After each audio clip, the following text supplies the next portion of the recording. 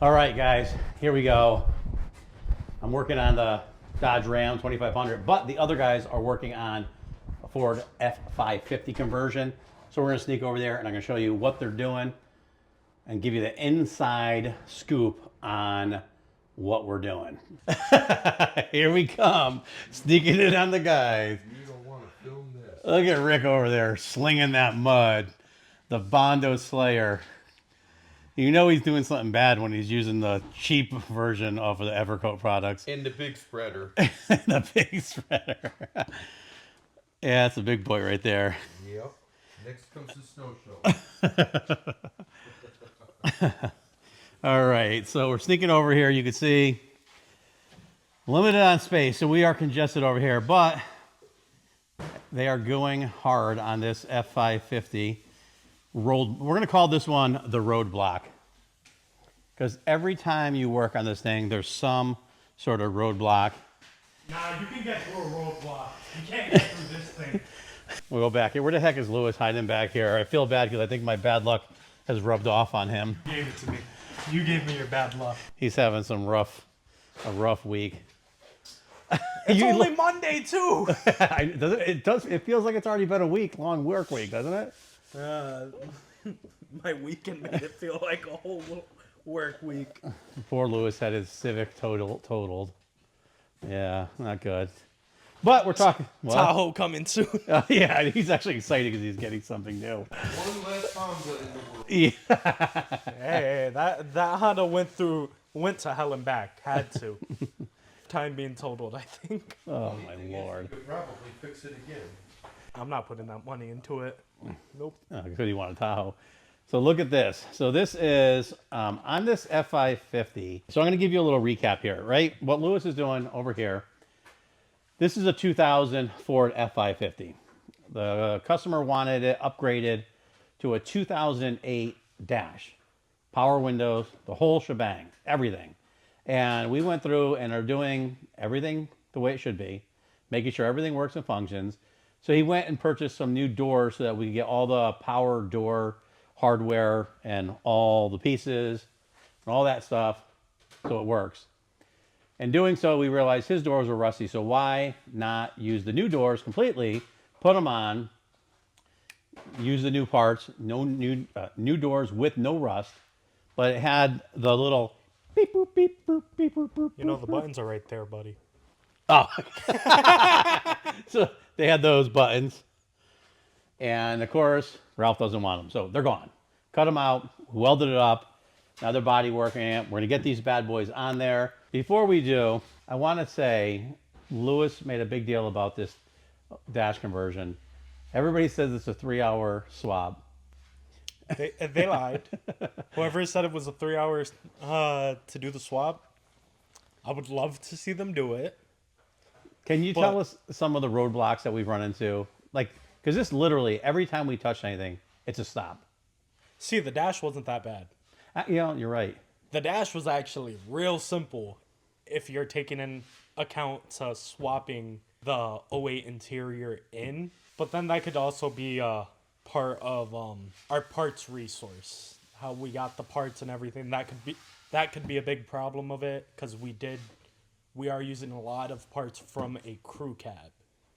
Yes, that's true too. So that could be a lot of the blocks we're running into, but also a lot of people have done the dash swap, but not many people have done power windows in a factory cabin chassis truck because this was never just the regular F-550 with a bed. So that's the other problem because I believe, not all of them, but most F-350s and 250s already have the module and all the wires ready for power windows. I didn't even think about that too. That was another thing. So one of the things that's cool also is because we're putting the newer doors on, we're switching over the harnesses. So the new '08 harness is going to be on here, and then Lewis is going to be going to pick up the harnesses.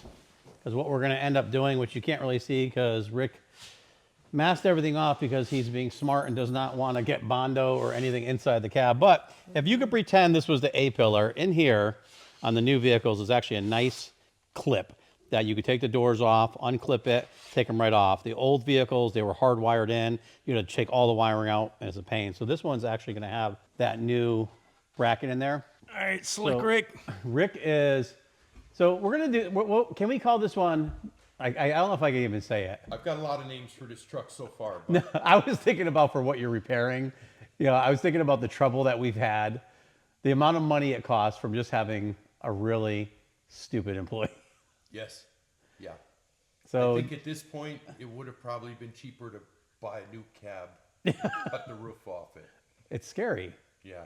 just from stupidity. So that's why we're doing things in a slower place now, because it's not worth rushing through No. and having people do things that don't know what the hell they're doing. What ended up happening is one of the reasons that we shut the shop down, high burnout because of bad employees. And that's why you only see just us here, because we're the good employees. What ended up happening is the level of stupidity sometimes what people have is amazing.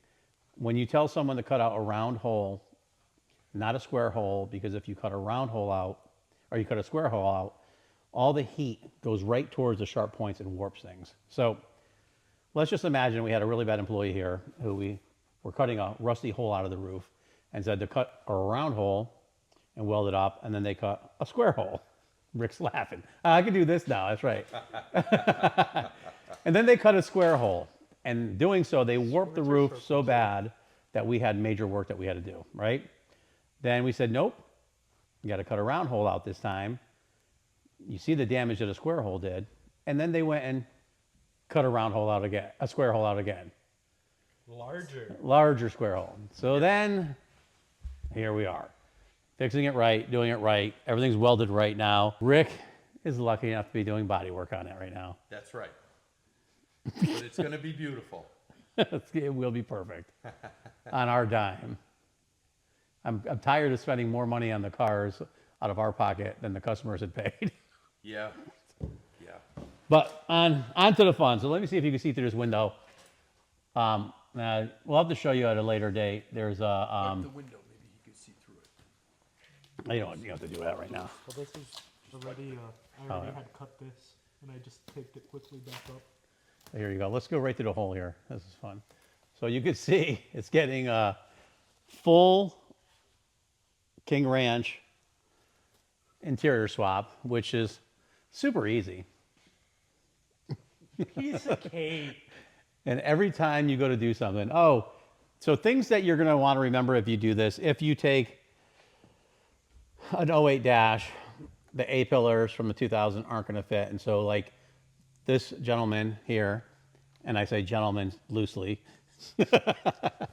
he purchased the A-pillar gauge cluster, and it has to bond on to the 2000 A-pillars, and unfortunately they didn't fit. So they needed much modification.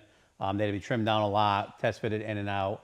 And we will call him, throw him under the bus. I know he's going to watch this video. He purchased a carpet, which we will show you. I don't know if you can see it. Here, let's go through the hole again. Can they see that? You can very loosely see it there. So he purchased the carpet, right? And then It's a nice color, but it doesn't belong in a construction vehicle. it's a light tan. The first rainy day, it's never going to look the same. It's gonna be ruined. Yes. Yeah, so it will be ruined. And then he didn't like it, so he wants us to dye it, which I really don't like doing on a brand new carpet, but that's what he wants, and that's what he gets. And we also had to modify the kick panels in this because of the dash swap. The kick panels didn't fit, so they had to be modified. And then the B pillars, you said, are a couple inches short too, right? They're actually a couple inches tall. So they had to be trimmed down. But those are off the donor vehicle. Yeah. Yes. And so even with the donor vehicle, unfortunately, it was missing a few pieces, so that was another stop. You go to put it in, then you get moving forward, and you have to stop. And then Lewis got the turbo in, alternator, all that stuff, and he wants to do... An even bigger turbo. Yeah, he wants to do a bigger turbo, but we're not going to go down that road. But we do have to put a sensor on the back. Was it a temperature sensor for the exhaust? Exhaust gas temperature sensor. which has to be It's a parameter, which has to be put on the back down pipe, way back under there. So that's going to be a challenge. So if you like F-550 videos and you follow us along, we're going to be showing you wrapping this thing up. What do we got left on this thing after? Oh, we got a little bit of everything left. That's the problem that's driving us crazy. Finish up the power windows. Once I get those plugs today, I should be able to just hardwire them into the truck. The driver's side is going to be a little bit of a challenge because I do not see somewhere where I can disconnect the door. So this one's going to be a little bit of a challenge. So I think I'm going to start off with the passenger side, which I was able to unplug. Oh, and we have to, I forgot to check, Barry from GoFast is pulling up an alarm for us because he wants us to be able to do the remote door locks on that. He said he has something, I just got to find out what it is. Remote door locks, which shouldn't be terrible. Or some wood. Yeah, right there on the bed. Up top, knock on that wood. You do an extra knock for taking too long. So wire up the doors, modify a couple more kick panels. Seats are already fully wired. Center console is wired. Wire up the gentleman's, what do you call it? The sound system. And we have to, he's got the flat screen coming for it. So there's a lot that's going into this. So it might be worth watching because we're giving you honest, truthful time frames. Like the dash swap that they said was 3 or 4 hours. By the time you do the wiring, it's a week's worth of work. Yeah. Rewiring everything and doing it right. And that's like a week being left alone. Yeah, and it was your first one on this vehicle, but everything we do custom is like your first one. It's 3 hours to unbolt the stock dash and bolt in the other dash. Yeah. All the wiring is well beyond the 3 hours. Yeah, especially if you want to do it right and make everything work. Look at Turbo's easy. I feel this is going to be a drab video because Lewis is depressed. He's sad. A rough weekend. Life is life. And Rick's just super happy because he's just slinging mud. I'm just happy because all the bad didn't happen to me. This time. I like it how, who was that? Was in last week. Oh, Chris. And he said how, he goes, well, you guys usually, we don't have all these problems with deliveries and all this other stuff. He goes, unless you have like a black cloud that follows you around. And as I say, yes, Rick's nodding, he does. It's true though. It's like every order we get has been messed up. Yes. And I don't understand like how it's like just us. It can't be just us. It can't be. Maybe just other people just don't bitch and break his balls as much as we do. Other people probably don't care enough. They're like, Yeah. yeah, we'll make it work. Oh, so since we're doing our new affiliate thing, I think we could do body filler. So, Rick, Yes. we're doing an affiliate link so that if people want to purchase what we use, they could go there and purchase it so that we could pay to do more of these incredibly awesome videos. Yes. So let's see. So, well, this is the 3M. So we have been using this 3M body filler now, and it's, what is it, 01131 or is that 81? 3-1. Okay. And it works really well. We're using this, the Evercoat 838. That's our low price body filler that we use for doing like, usually like fiberglass products, things that you aren't going to be that great. Bang for the buck, it's really a good product.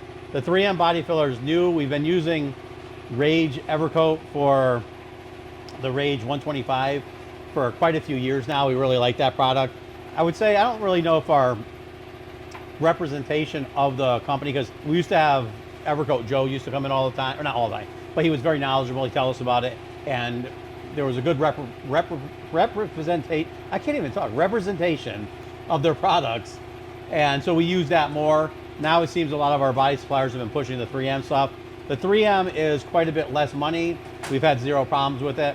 We're not putting on 3 inches of body filler, so we're not, wink, wink, we're not putting on 3 inches of body filler. No, we are not. No, We're not putting 3 inches. We're putting 2.5. Yeah. That's way more That's than scary. we like to do. Obviously, you'll hear me say it a lot. If you're using a reputable company, all the products work. I will say, between the 3M, right there, my finger's backwards, that one there, and Evercoat Rage 125. I personally like the Rage 125 better. I think it stands slightly better. Most people probably wouldn't notice that. Rick's just laughing. But price difference, I think Rage 125, our cost is roughly $40 or $50 more. So this one's, luckily for our wholesale cost, is under 100. The other one's over 100, which is a considerable difference when you're doing a lot of fillers. On the spot, Lewis. You've had a bad weekend? Look, Like, comment, and ring the bell. that made him happy, right? Yes. Okay, like, comment, ring the bell. And subscribe. Subscribe, like, comment, ring the bell.